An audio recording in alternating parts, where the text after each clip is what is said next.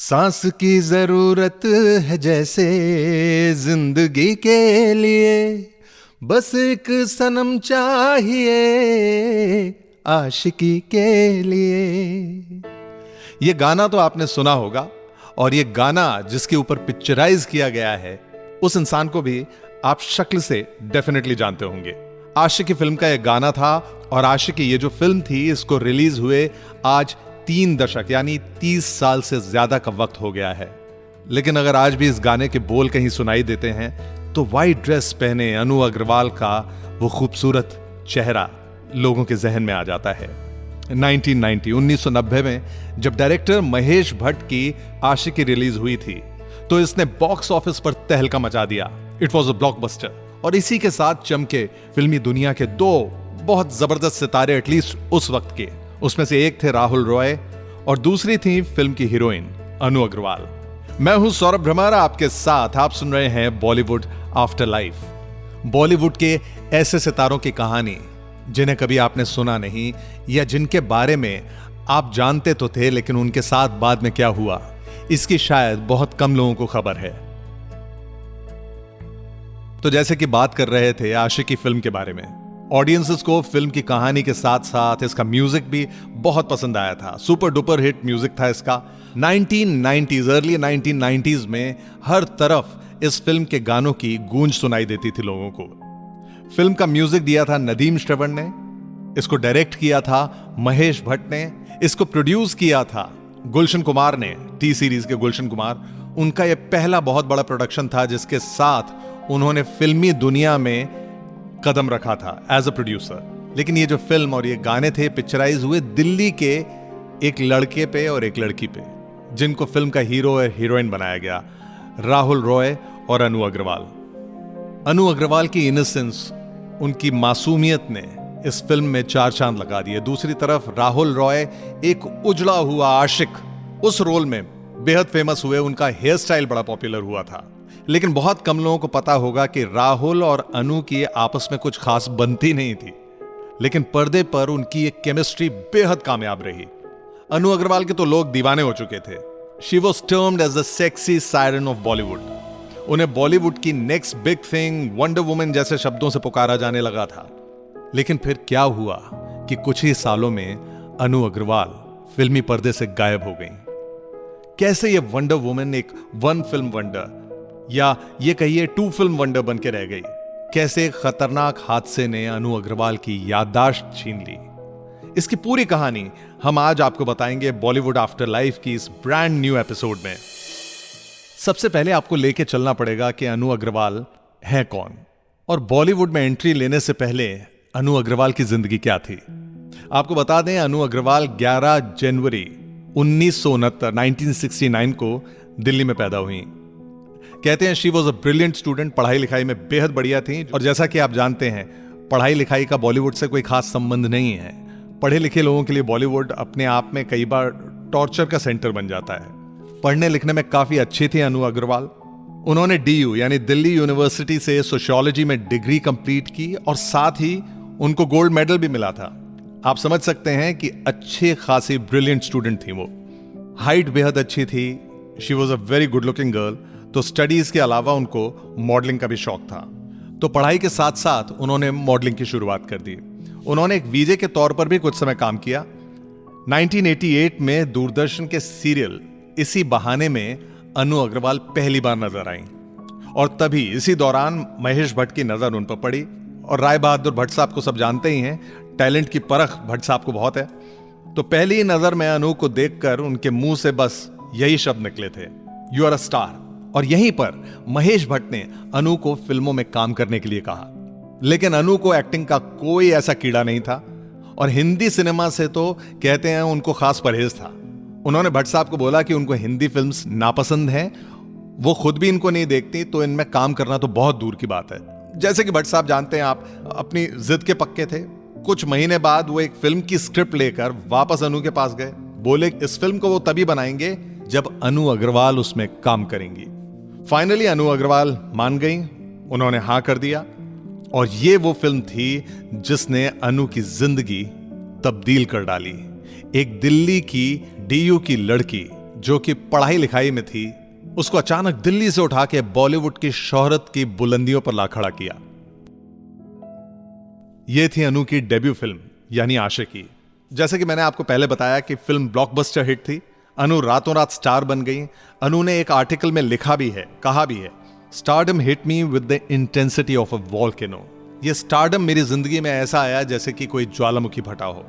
मैं हर घर में एक जाना पहचाना नाम बन चुकी थी। अनु के लिए ब्रांड एंडोर्समेंट्स की झड़ी लग गई थी, पैसों की बारिश हो रही थी।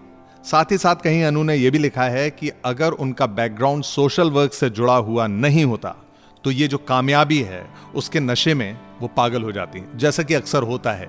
अचानक कामयाबी मिलती है तो वो इंसान के सिर पर चढ़कर बोलने लगती है। कई लोग अपना माथा घुमा लेते हैं। और मेरा यह भी मानना है क्योंकि अनु अग्रवाल अपने बाकी कंटेम्प्रेरीज, क्योंकि उस वक्त पढ़ने लिखने में जो बॉलीवुड के लोग थे उनको कोई खास इंटरेस्ट था नहीं, बहुत ज़्यादा पढ़े लिखे लोग बॉलीवुड में दिखाई देते नहीं थे, तो अपने कंटेम्प्रेरीज के मुकाबले अनु अग्रवाल अलग भी थी।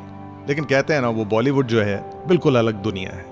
उसकी चकाचौंध कब इंसान को अर्श से फर्श तक, यानी कि कब आसमान से जमीन पर ले आए, कहना बड़ा मुश्किल है। अनु के साथ भी यही हुआ। उनकी फिल्में जैसे कि गजब तमाशा, जन्म कुंडली, सनम हर जाई, एक के बाद एक बॉक्स ऑफिस पर टैंक करने लगी, फ्लॉप होने लगी। एक दो फिल्म्स ने ठीक ठाक परफॉर्म किया, लेकिन आशिकी में जो कामयाबी अनु को मिली थी, और उस वक्त एक्ट्रेसेस यानी महिलाओं के हिसाब से बॉलीवुड में रोल्स लिखे ही नहीं जाते थे। महिलाओं के लिए तो सिर्फ पेड़ के चक्कर काटना, साड़ी पहन के भीग कर डांस करना, इतना ही हीरोइंस का काम हुआ करता था उन दिनों। तो ऐसे में एक पढ़ी लिखी लड़की अगर आएगी तो उसको ये सब ऑब्वियसली पसंद नहीं आएगा। अनु अग्रवाल के साथ ये सब हो रहा था। उस पर जब मूवीज चलना बंद हो गई तो अनु के लिए प्रॉब्लम्स धीरे धीरे बढ़ती गईं। अनु को धीरे धीरे ग्लैमर की दुनिया से एक ढंग से अलगाव होना भी शुरू हो गया। 1996 में 1996 में अपनी film written of the jewel thief के बाद अनु अग्रवाल ने इंडस्ट्री को हमेशा के लिए अलविदा कह दिया। Return of jewel thief was also a flop by the way. लेकिन कहते हैं देवानंद की एक टाइम के बाद कोई भी फिल्म हिट नहीं हुई है, सारी फ्लॉप हुई हैं। अच्छा, एक तरफ जहां अनु फिल्म से अलग हो रही थी, बॉलीवुड से अलग हो रही थी, तो उसका रीजन ये नहीं था कि उनकी फिल्म्स अनसक्सेसफुल हो गई थी। उनको बॉलीवुड से निराशा हो चुकी थी। मतलब उनको बॉलीवुड ही पसंद नहीं आ रहा था, वहां की जिंदगी पसंद नहीं आ रही थी। अनु ये भी बताती हैं कि ये सैडनेस जो अंदर उनके खालीपन था, उन्हें तब भी महसूस होता था जबकि वो अपनी बुलंदियों पर थी। अनु ने अपने एक इंटरव्यू में लाइन बोली थी, the purest time of my life was when I was the richest. जब मेरे पास सबसे ज्यादा पैसा था, वो मेरी जिंदगी का सबसे खराब समय था। और ये जो अंदर का खालीपन था, इसी खालीपन ने अनु को स्पिरिचुअलिटी यानी आध्यात्म की तरफ आकर्षित किया। अनु ने मुंबई छोड़ा, मुंबई छोड़कर एक योगा स्कूल में गई और एक योगिनी की तरह रहने लगी। अपनी biography unusual memoir of a girl who came back from the dead, उसमें अनु ने लिखा है कि इस दौरान उन्होंने अपनी सेक्सुअलिटी, अपनी सेंसुअलिटी को भी एक्सप्लोर किया। उन्होंने ये भी लिखा कि उन्होंने इसी आश्रम में वहां के हेड प्रीस्ट के साथ तांत्रिक लव मेकिंग को भी एक्सपीरियंस किया, जिससे उनको हायर कॉन्शियसनेस अटेन करने में मदद मिली। ये अनु की खुद के एक्सपीरियंसेस हैं, इसको समझना मुश्किल है, लेकिन जो लोग भी तांत्रिक सेक्स में होंगे या जो कॉन्शियसनेस की बातें समझते हैं, शायद उनको ये बात ज़्यादा समझ आए। अच्छा, कमाल की बात ये थी कि ये जो स्पिरिचुअलिटी की तरफ और योग की तरफ अनु जा रही थी, वहीं दूसरी तरफ अनु का सामान जो अभी भी था वो मुंबई में ही पड़ा हुआ था। लेकिन अनु को अपनी जिंदगी का मकसद मिल चुका था। वो योगा से ही जुड़े रहकर लोगों की जिंदगी में बदलाव लाना चाहती थी। पर यहीं पर एक हीरोइन की कहानी में फिल्मी ट्विस्ट आया, वो भी उनकी अपनी जिंदगी में। एक बॉलीवुड फिल्म की तरह ही अभी उनकी जिंदगी में ट्रेजेडी का आना बाकी था। साल 1999 में वो अपना सामान पैक करके मुंबई से लौट रही थीं, तो उनकी गाड़ी एक भयानक हादसे का शिकार हो गई। आई विटनेसेस के अकाउंट, जिन लोगों ने उस हादसे को देखा था, उस एक्सीडेंट को देखा था, उनके मुताबिक उनकी व्हाइट मर्सिडीज कार ने जेम्स बॉन्ड की मूवी की तरह ही 360 डिग्रीज ढेर सारे टर्न मारे और फिर समंदर के पास जाके पलट गई। हादसा इतना भयानक था कि अनु के शरीर में 29 फ्रैक्चर्स हुए थे। 29 जगह से उनकी हड्डियां टूट चुकी थी can you imagine? 29 broken bones. और सिर्फ इतना ही नहीं, सर में चोटें लगीं और अनु 29 दिन तक कोमा में भी रहीं। शायद ये जो आंकड़ा है 29, ये उनकी जिंदगी में बेहद इंपॉर्टेंट रहा होगा। हादसे की वजह से उनके चेहरे का एक हिस्सा पैरालाइज हो गया था, उनकी मेमोरी, उनकी याददाश्त चली गई। अनु से ढेर सारे इंटरव्यूज किए गए हैं और अनु ने हर इंटरव्यू में, हर जगह पे यही बताया है कि उस हादसे वाली रात के बारे में अनु को कुछ भी याद नहीं है। उन्हें यह तक नहीं पता था कि वो अकेली थीं, किसी और के साथ थीं। यहां तक कि वो लैंग्वेजेस, जो भाषाएं उनको याद थीं, बचपन से उनकी जितनी मेमोरीज थीं, उसमें भी खलल पड़ गया। वो लैंग्वेजेस भी भूल गई थी और उन्हें नए सिरे से हर चीज सीखनी पड़ी। सोचिए, एक ढंग से आपकी पिछली पूरी जिंदगी मर चुकी है, लेकिन आप जिंदा हैं और वहां से आपको नई जिंदगी की शुरुआत करनी है।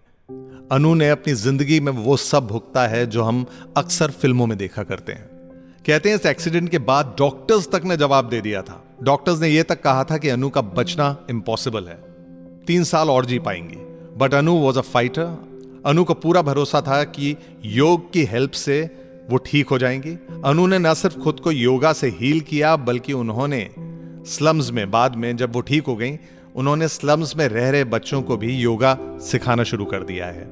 धीरे धीरे अनु की ये जर्नी, ये जो उनकी जिंदगी का सफर है, लोगों के लिए भी इंस्पिरेशन बन गया है, प्रेरणा का स्रोत बन गया है। उनको अलग अलग मोटिवेशन टॉक्स देने के लिए बुलाया जाता है। साल 2006 में अनु ने लोगों से वापस मिलना जुलना शुरू किया। जो जिंदगी के तार टूटे हुए थे, उन तारों को दोबारा जोड़ना शुरू किया। मीडिया को इंटरव्यूज देना शुरू किया।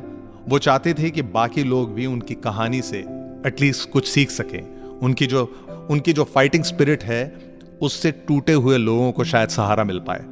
खैर, फिलहाल अनु अग्रवाल अपना एक फाउंडेशन चलाती हैं। उसके जरिए एनवायरनमेंट, पर्यावरण और यंगस्टर्स के लिए बेहद काम किया करती हैं। साथ ही वो अनाथ बच्चों को योगा की ट्रेनिंग देती हैं। उनका मकसद है यौगिक साइंस के थ्रू इन बच्चों की जिंदगी में खुशियां लाना। कहने वाले ने खूब कहा है, अनु अग्रवाल की जिंदगी में वो सब कुछ है जो इंसान शायद सोच नहीं सकता, कल्पना नहीं कर सकता। बुलंदियां हैं, ट्रेजेडीज हैं, लेकिन उन ट्रेजेडीज से हट के एक और जिंदगी है जो हमें बताती है कि इंसान अगर हार न माने तो सब कुछ पॉसिबल है। अनु का खुद का यह भी कहना है कि इंसान की लाइफ में सफरिंग होती है, लेकिन साथ ही चमत्कार होते हैं, मिरेकल्स होते हैं। उनका आज जिंदा होना किसी मिरेकल से कम नहीं है। जैसा कि अक्सर देखने में आता है, इंसान बुलंदियों से गिरता है तो उसका उठना बेहद मुश्किल होता है। चंद लोग होते हैं जिनमें इतनी हिम्मत होती है कि गिर के उठना सीखते हैं, उठ के चलना सीखते हैं और खड़े होके वापस अपने आप को संभालना सीखते हैं। अनु के पास 2 चॉइसेस थी, या तो पूरी जिंदगी ट्रेजेडी में बिताती, शिकायतें करती, गिले शिकवे रखती खुद से, दूसरों से, या फिर उससे ऊपर उठकर अपने अंदर कंपैशन लाकर दूसरों की जिंदगी बेहतर कर सकती थी। और साइकोलॉजी की स्टूडेंट थी अनु। डेफिनेटली उन्होंने सही रास्ता चुना।